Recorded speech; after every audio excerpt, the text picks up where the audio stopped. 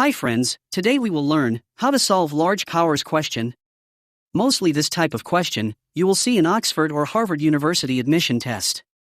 Actually they are very simple. Let me tell you the basic trick behind the solution. Let's start.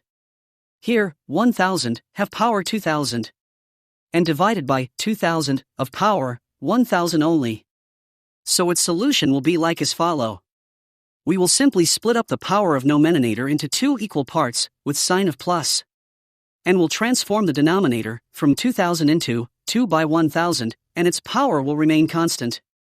Now we know that according to math rules, if powers are being added with single base, then we can write them separately just like a power m times a power n. And the second conditions is like if a times b whole power of m is equals to a power m times b power m, so we will follow these math rules in our question, which will be like 1000 power 1000 times 1000 power 1000. And in denominator case, according to this second rule, it will be like 2 power of 1000 times 1000 power of 1000.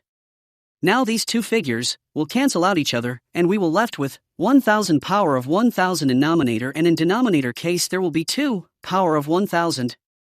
Here we know if powers are same, so according to this math rule, we can write values within single bracket. Now here too we'll cut this 10 for 5 times, and we left with 500 of power 1000. Done. This is our final answer. I hope you understand this question well. Now practice it by your own, for 2 times. Because practices make man perfect. Now follow me to stay updated by daily videos. Also dears, you can ask me your questions, I will respond you with video. Thanks for watching.